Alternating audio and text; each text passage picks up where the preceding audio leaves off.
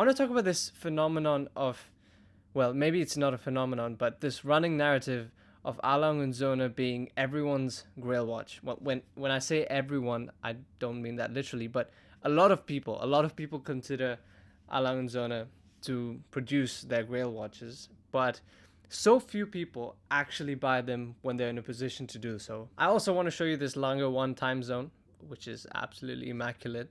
So let's begin with a quick thanks to Ken Watches for letting me spend some time with this sublime watch. They're a watch dealer and watch store in Hong Kong. Do check them out at kenwatches.com. And now onto my thoughts on this piece before we address why everyone's Grail watch is Lange, but no one buys them.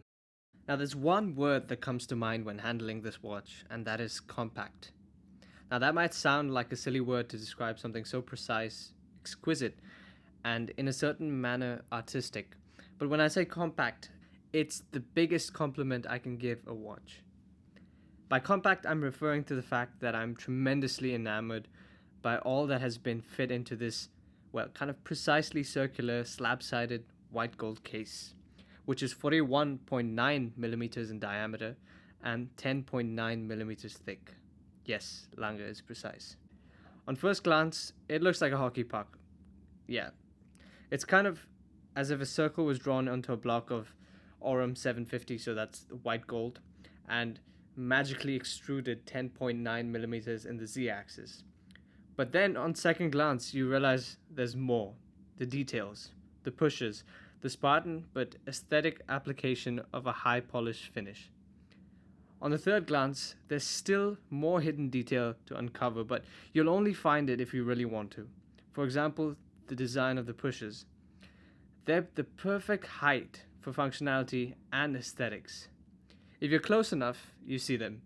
If you're just glancing at the watch dial, for example, you don't really notice the pushes.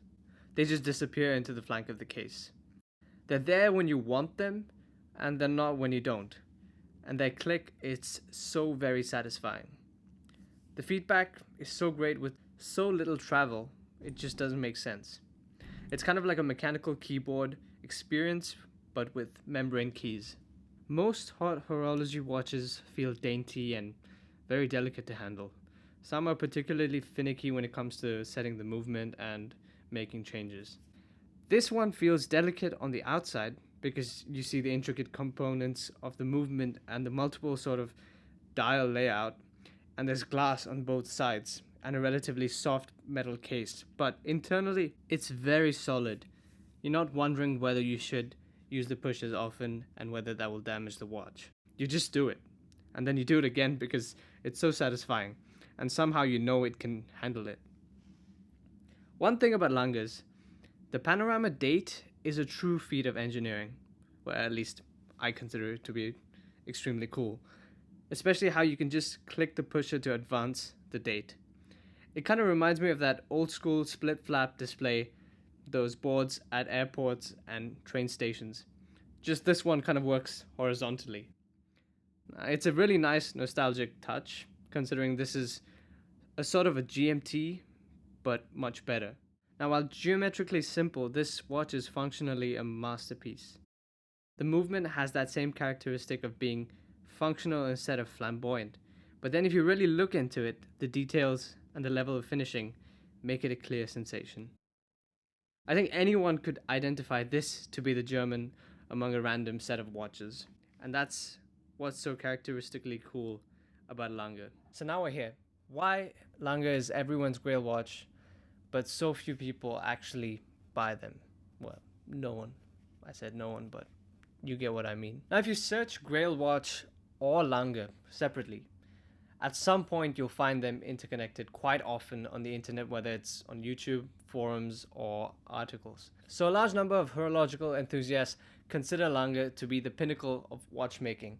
Now, I don't disagree with this, but there are lots of brands that are fantastic, and Lange is one of the very best, and I do concede with that point. But the thing is, a lot of people use this as a reason to have it to be their Grail watch by default, because they know it's the best you can get. It's the best money can buy. Now, objectively, this is probably true, possibly, but in this world of watches, nothing is really objective. Everything depends on subjectivity. Now here are 5 things you need to be in order to even consider buying a Lange.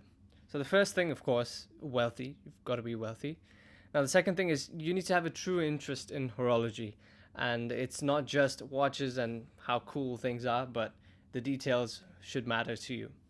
The third thing is you need to be wealthy. Now the fourth thing is you need to like classical and subtle design characteristics. That's quite important in order to like something like a Lange. Now the fifth thing is, once again, wealthy. Now I mentioned wealthy so many times because when you buy a Lange, you literally take a bath if you want to sell it on the grey market. And that's quite an issue when it comes to such a high level watch, because unless you are 100% sure that that particular Lange is something you want to own for the rest of your life and you don't need that portion of money ever again. So you really need to be wealthy, like I mentioned. So unless you decide this is the case, then it's very difficult to put your money in Lange. Because here's the conundrum that anyone wanting to buy a Lange is faced with. So the people that say Lange is their Grail, it's very understandable because it's an amazing watch. But I'm assuming that most people who say it's their Grail are not in a position to buy it, because otherwise they'd already have it. And when they're in a position to buy it, there's this conundrum. There's a fight between objectivity and subjectivity. So when you buy another watch in the similar price range, so perhaps something from Rolex, AP, Patek, maybe RM, depending on what Lange you're looking at. But when you buy something in this price range, there's the debate between objectivity and subjectivity. Objectively, if you take a look at the sum you've invested in the watch, you'd like it to remain there. So objectively, you get much more value with one of the other hype brands. So AP, Patek, Rolex, your money's safe, so objectively, it's a good buy. But subjectively, you get so much less value in comparison to Lange. Now, when it comes to Patek, that distinction is not as large. Now, conversely with Lange, when you buy a Lange, objectively, it's not that great because you've kind of lost money if you want to sell it. But subjectively, you get so much more value than everything else. Now, when it comes to such large sums of money, objectivity is going to win 9 out of 10 times, because the common denominator here is that money is a basic necessity for life, so it applies to everyone, whereas subjectivity does not apply to everyone. So for that reason, 9 times out of 10, when people are in the position to buy a Lange level Grail watch, they don't, because they pick objectivity over subjectivity. So the 10% concerns the true Lange enthusiasts, the people that love the watch and want nothing else. Those are the people that actually buy Lange, and that's a small percentage of the overall watch community. Now, if you're watching this video far in the future, things might have changed and Lange might be the biggest hype brand, so keep that in mind as well. Currently, at the moment, you can get them quite a lot under retail on the grey market. If you like this video, you'll probably like some of the other videos on the channel, like this one. So make sure you're subscribed, and I'll see you in the next video. Thanks for watching. Cheers.